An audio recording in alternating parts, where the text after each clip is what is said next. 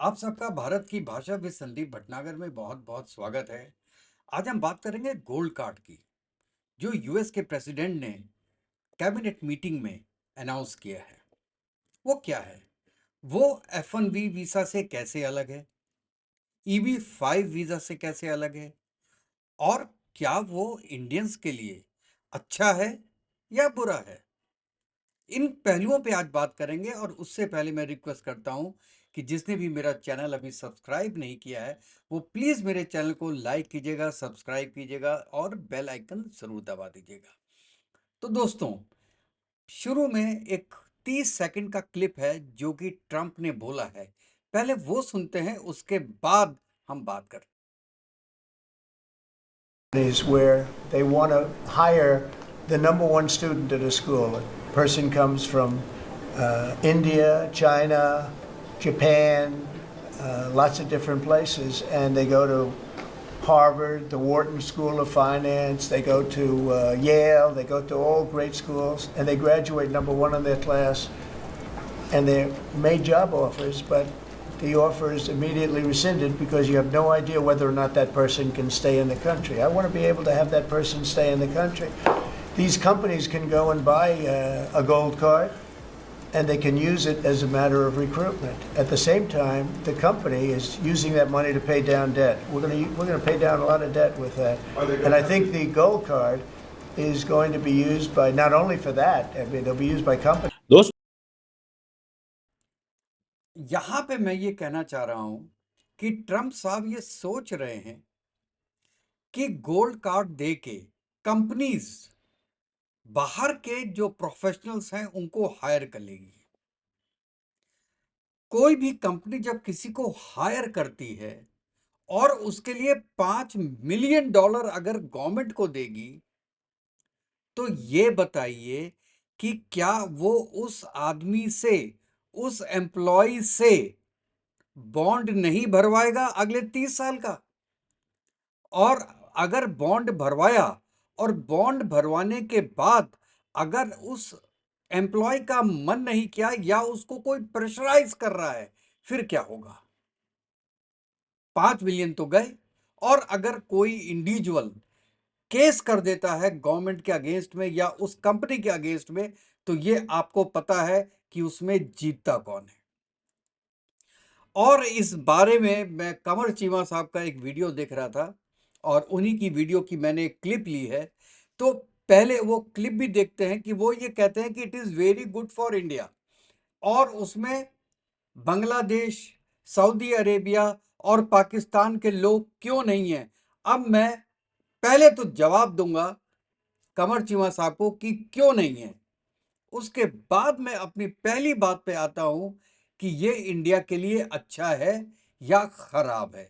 तो पहले मैं सुनते हैं, केवल ये 1.5 मिनट का क्लिप है डॉक्टर कमर चीमा का, और वो क्या बोल रहे हैं ये आप सुनिए।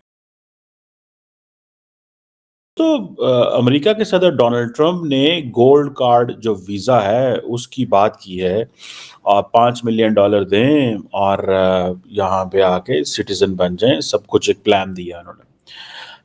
मज़े की बात यह है कि उन्होंने जिस चीज़ को हाईलाइट किया है significantly, that is very much being said and told globally, कि उन्होंने कहा जी कि लोग आते हैं इंडिया से, चाइना से, जापान से, हार्वर्ड यूनिवर्सिटी जाते हैं, बड़े-बड़े अच्छे स्कूल्स में जाते हैं, वहाँ से ग्रेजुएट करते हैं एंड वो अपने मुल्कों को चले जाते हैं।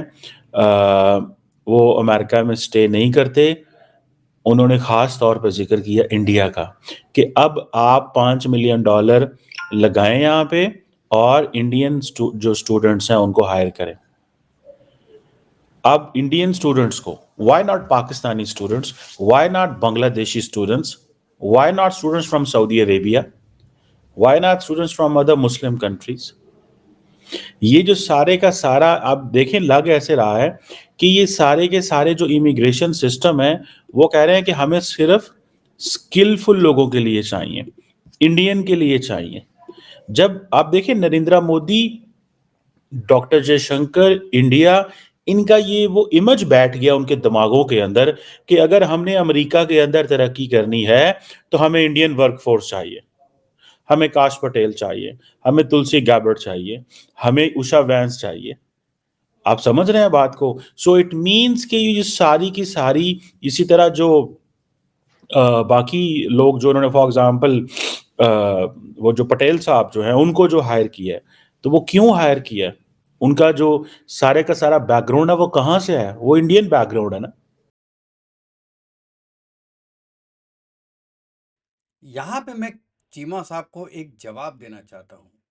उनका सबसे बड़ा क्वेश्चन था कि क्यों पाकिस्तानी नहीं है, बांग्लादेशी नहीं है, सऊदी अरेबिया को नहीं है या कोई मुस्लिम नहीं है। उसके कुछ रीजंस तो बहुत ओवियस हैं, जिसमें सबसे बड़ा रीजन है कि इंडियंस हाई स्किल्स में होते हैं और हाई एजुकेशन के होते हैं, आईआईटीज के होते हैं, आईआईएम्स के होते हैं। आपको पता है कि वर्ल्ड में सेकंड सबसे टफ एग्जाम आईआईटी का होता है। 3 फेजेज में होता है आईआईटी का एग्जाम, तब जाके वो सोना निकलता है। उसके बाद IIM, Indian institute of management, ये थर्ड सबसे कठिन एग्जाम है। और फोर्थ यूपीएससी का है, जो जिससे आईएएस और आईपीएस बनते हैं। वर्ल्ड का सेकंड, थर्ड, फोर्थ एग्जाम वो इंडिया का है। तो यहां का लॉट कैसा निकलेगा चीमा साहब, ये आपको अंदाजा हो सकता है। और इंडियन प्रोफेशनल्स स्टेम फील्ड में मास्टर है, साइंस में, टेक्नोलॉजी में, इंजीनियरिंग में, मैथमेटिक्स में, जो अमेरिका की इकोनॉमी में बढ़ा सकते हैं। इसलिए ये तो एक मेन रीजन हो गया। सेकंड रीजन क्या है कि इंग्लिश में फ्लुएंसी है, ये भी मैं एक रीजन बहुत बड़ा मानता हूं, क्योंकि चाइनीज और जैपनीज वो इतनी अच्छी इंग्लिश उनकी नहीं होती है, इसलिए इंडियंस को प्रेफर किया जाता है कि वो घुल मिल जाते हैं अमेरिकन्स के बीच में। और नेचुरल है, कॉस्ट इफेक्टिव होते हैं इंडियंस। तो कॉस्ट इफेक्टिव तो पाकिस्तानी भी होंगे, वो तो फ्री में आ जाएं, बांग्लादेशी भी होंगे। लेकिन ये एक फैक्टर जरूर है, लेकिन this is not the main factor कि वो कॉस्ट इफेक्टिव होते हैं। कॉस्ट इफेक्टिव तो होते ही हैं, लेकिन ये बहुत बड़ा फैक्टर नहीं है। बड़ा फैक्टर क्या है कि वो अडॉप्ट कर लेते हैं सिचुएशन को कल्चरली। एक पाकिस्तानी अगर जाएगा यूएसए, 1 2 3 साल के बाद वो तबलीग करना शुरू कर देगा। वो दूसरों को समझाने लगेगा कि इस्लाम कितना अच्छा है, तुम इस्लाम में आओ। वहां पे गेटोस बना लेगा, अपनी कॉलोनी बना लेगा, अपने हिसाब से जीना शुरू करेगा। और ये सोचेगा कि जो अंग्रेज हैं वो भी हमारे हिसाब से जिए। और ये शुरू शुरू में पता नहीं था यूरोप को और अमेरिका को, अब पता चल गया है। ये जो वॉर हुई थी इजराइल और गाजा के बीच में, जो चल भी रही है, उससे इस पूरे वर्ल्ड को पता चल गया है कि ये लोग कैसे हैं। एक कंट्री ने भी, मुस्लिम कंट्री ने भी ये नहीं बोला कि जो गाजा के लोगों ने आके, हमास के लोगों ने जो इजरायलियों को मारा था वो सही, वो गलत था, ये नहीं बोला।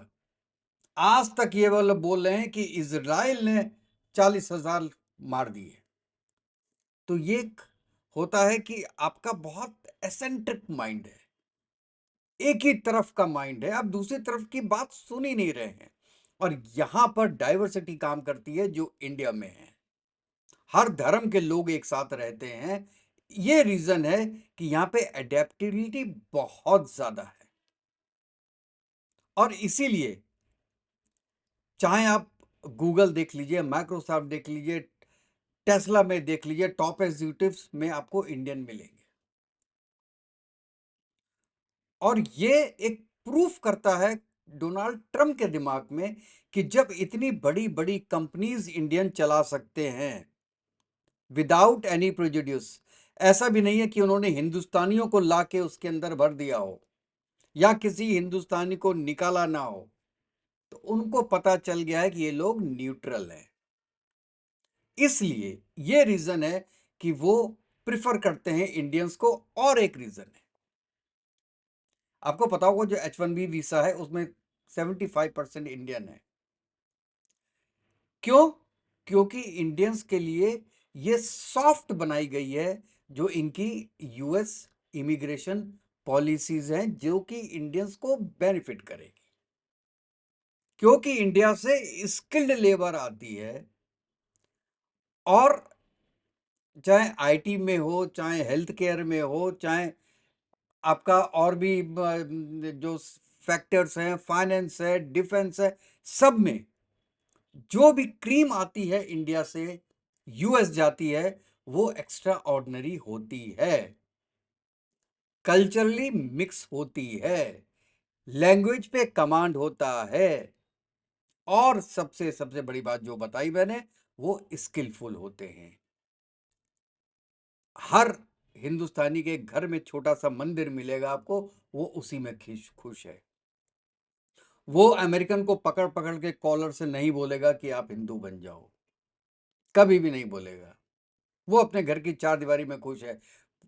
सऊदी अरेबिया में कोई मंदिर नहीं है, कोई बात नहीं, वहां पे भी इंडियंस रह रहे हैं, हिंदू रह रहे हैं, उनको कोई मतलब नहीं है। उनको नहीं जाना कि हर फ्राइडे को नमाज पढ़ने के लिए बाहर जाना है, या कोई भी चर्च जाना है हर संडे को, ऐसा कुछ नहीं है, मिक्सअप हो जाते हैं। तो चीमा साहब, आपको मैं ये जवाब दे रहा हूं कि ये इसलिए मुस्लिम कंट्रीज के लोग को नहीं बुलाया जाता है, चाहे जो मैंने 5 फैक्टर बोले उसमें से किसी एक फैक्टर में भी वो आगे हों। मैं कहता हूं स्किल में भी, एजुकेशन में भी कोई इंडिविजुअल हो सकता है, इंडिविजुअल कोई हो सकता है जो बहुत अच्छा हो, लेकिन उसकी रेपुटेशन, उसकी कंट्री की रेपुटेशन ऐसी है कि लोग या कंपनीज उनको प्रिफर नहीं करेगी। और इसीलिए, और जैसे चाइना के साथ तो प्रॉब्लम है कि वो यहाँ से पढ़ लिख के उनके इंफॉर्मेशन लेके और they go back to China, normally Chinese go back to China. तो जो इनका जो रिसोर्स लगाया है एक चाइनीज पे, वो बेकार चला जाता है, because they are going back to China. Indians normally वापस नहीं आते हैं, क्योंकि इंडिया गरीब देश है। हमको ये बात माननी पड़ेगी कि जो एक बार यूएस चला जाता है, it is very very difficult that he comes back, unless until he has been thrown out of the job, or he is not that skilled to remain in Canada, in USA, तो वो वापस आता है। Otherwise if he is in the good job, he will never come back. तो ये भी पता है कि इंडियन स्किल्ड है, हार्ड वर्किंग है, धर्म वर्म को ज्यादा नहीं मानते हैं, कल्चरली फिट हो जाते हैं सब में, क्योंकि इंडिया में डाइवर्सिटी है। ये इसलिए प्रिफर किया जाता है साहब। और इसीलिए जो आप नाम ले रहे हो, तुलसी गवाड का, काश पटेल का, कपूर का, विवेक रामास्वामी का, ये चक्रवर्ती का, ये इसलिए लिए गए हैं क्योंकि जानते हैं ये लोग न्यूट्रल रहेंगे। एजुकेशन तो है, इंटेलेक्ट तो है, लेकिन साथ में न्यूट्रलिटी भी है दोस्त भाइयों, ये बड़ी बात है। अच्छा, अब हम दूसरी बात पे आते हैं कि ये जो ट्रंप का 5 मिलियन का जो प्रपोजल है, आप ये देखिए कि वो कहता है कि कोई भी कंपनी या इंडिविजुअल, अगर उसके पास टैलेंट है और 5 मिलियन है, 5 मिलियन हो गए करीब इंडिया के 50 करोड़ रुपए, इसी के आसपास करीब होंगे, 47-48 करोड़ इंडिविजुअल के लिए, एक आदमी के लिए। अगर एक फैमिली में 4 हैं तो 200 करोड़ हो गए होंगे कुछ लोगों के पास। लेकिन इससे बहुत बुरा इफेक्ट पड़ेगा इंडियन प्रोफेशनल्स का। Indian professional, this is boon in disguise for India.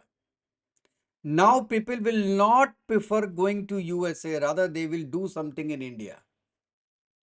मैं ऐसा क्यों बोल रहा हूं? मैं इसलिए बोल रहा हूं कि ये जो इमिग्रेशन प्रोसेस हो गया है, ये बहुत एक्सपेंसिव हो गया है। $1 87 का करीब है आज के दिन में। 5 मिलियन कितना होगा एक आदमी के लिए? अगर एक बंदे के पास इतना पैसा अवेलेबल है तो इंडिया में वो बिजनेस नहीं करेगा क्या? वो क्यों जाएगा यूएसए? और चलो, एक बार चला भी गया अपनी प्रोफेशनल लाइफ के हिसाब से, फिर भी उसका H1B वीसा लगा होगा, वो बैक बर्नर में चला जाएगा। और जो 10 साल का जो टाइम पीरियड होता है, हो सकता है 20 साल हो जाए। और ये जो गोल्ड कार्ड वाले हैं, गोल्ड वीसा वाले हैं, इनको तुरंत दे दिया जाए। तो देखिए, ये कॉम्बिनेशन की बात है कि एक जो एम्प्लॉय है या एक इंडिविजुअल है, उसके पास पैसा भी हो और टैलेंटेड भी हो, स्किल्स भी हो, उसके लिए तो ये बहुत अच्छी अपॉर्चुनिटी है। लेकिन ये अपॉर्चुनिटी कितने लोगों के पास होगी जो वहां पे इन्वेस्ट? ये तो बेसिकली एक इन्वेस्टमेंट करना होगा, और ये इन्वेस्टमेंट एग्जैक्टली जो EB-5 वीसा थे उसका काउंटर है ये। और बहुत कंट्रीज में EB-5 टाइप के वीसाज हैं जो कहता है कि आप यहाँ पे अमेरिका में आके इन्वेस्टमेंट करो, उसके बाद हम आपको ग्रीन कार्ड दे देंगे। अब क्या है प्रोसेस, आपको पता है दोस्तों, कि पहले F1B वीसा है, उसके बाद ग्रीन कार्ड है, उसके बाद 10 साल के बाद आपको सिटीजनशिप दी जाएगी।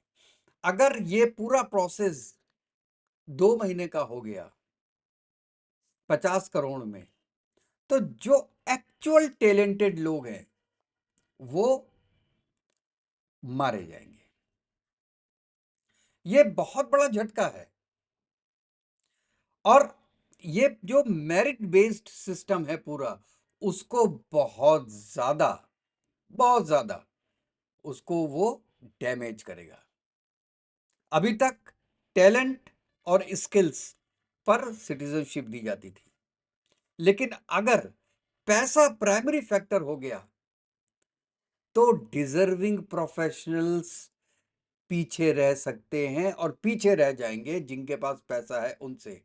उनके मन में होगा फ्रस्ट्रेशन, और वो they will say no to USA, rather they will prefer going to Canada, UK, Australia. ये तीनों चारों जगह, इवन फ्रांस, उनके लिए ज्यादा अट्रैक्टिव हो जाएगी अगर यूएसए इसको लागू कर देता है और इमिग्रेशन को इतना कॉस्टली कर देता है और कॉम्प्लिकेटेड। एक आदमी बहुत स्किल्ड है, लेकिन वो 20 साल वेट कर रहा है, उसको पता नहीं 20 साल में मिलेगा या नहीं मिलेगा, कब रिजेक्ट होगा। वो उधेड़ बुन में ही रहेगा। उससे अच्छा वो सोचेगा कि हम गए क्यों वहां पे, हम इंडिया में रहते, अपना देश तो है। और जिसके पास पैसा है, मैं बार बार ये बात बोल रहा हूं, उसके लिए तो कोई प्रॉब्लम ही नहीं है। लेकिन कितने लोग हैं जो एक इंडिविजुअल के लिए 50 करोड़ खर्च कर सकते हैं? अगर दो हस्बैंड वाइफ और 2 बच्चे हैं तो 200 करोड़ हो गए, 200 करोड़। बहुत कम लोग होते हैं जिनके पास इतने पैसे हों। और अगर जिन उनके पास इतने पैसे हैं तो उनका दिमाग खराब नहीं हुआ है कि वो यूएस चले जाएंगे।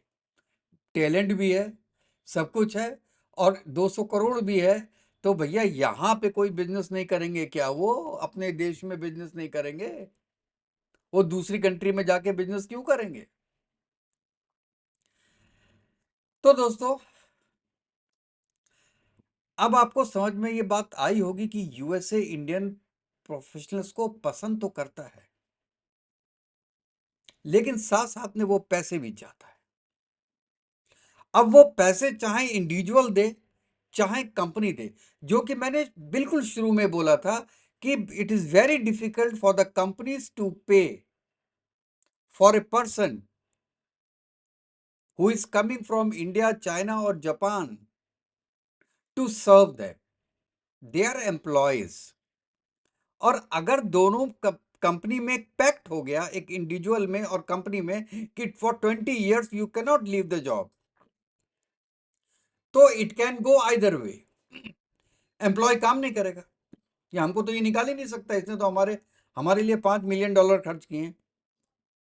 दूसरा, अगर वो बहुत वर्क करने वाला है, स्किलफुल है, काम करने वाला है, तो मैनेजमेंट उसको परेशान कर सकती है।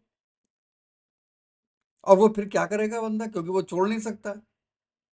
तो वो डिलेमा है। ये चीज अब पॉसिबल चीज नहीं है कि एम्प्लॉय आपको 5 मिलियन डॉलर दे एक एम्प्लॉय का, और उसके बाद अपनी फैमिली लाने के लिए वो बंदा अपने पास से पैसे दे। तो मुझे तो ये बड़ा अजीब सी ये सिस्टमैटिक लगता है। इसमें दोस्तों आपका क्या ओपिनियन है? क्या ये पॉलिसी फेयर है?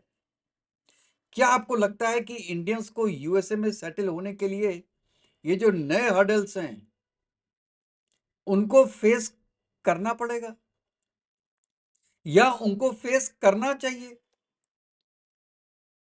या अपने दिमाग से ये ख्याल निकाल देना चाहिए कि हम यूएसए में पढ़ाई हिंदुस्तान से ज़्यादा अच्छी होती है? ये बात आपको भी पता है कि जो लेवल ऑफ एजुकेशन इंडिया में है, वो लेवल ऑफ एजुकेशन एक लेवल के बाद ज़रूर यूएस में अच्छा है। जिसको आप मास्टर्स डिग्री बोलते हैं वो ज़रूर अच्छा है, लेकिन up to the masters degree जो इंडिया का करिकुलम है, that is if not better than it is at par with US academics. तो दोस्तों अपनी राय हमको जरूर दीजिएगा इसके बारे में कि क्या ये ट्रम्प की जो ट्रम्प चाल है ये लॉजिकल है या इलॉजिकल है। पैसे से आप एजुकेशन नहीं खरीद सकते और एजुकेशन से पैसा नहीं बना सकते। एजुकेशन से पैसा बना सकते, मेरा यहाँ पे मेरा कहने का मतलब ये है कि एजुकेशन से आप जॉब करके पैसा जरूर कमा सकते हैं, लेकिन वाइस वर्सा इसका पॉसिबिलिटी नहीं होती है।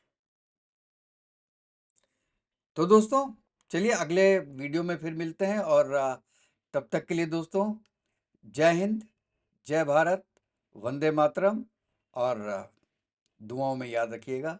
कल तक के लिए नमस्कार।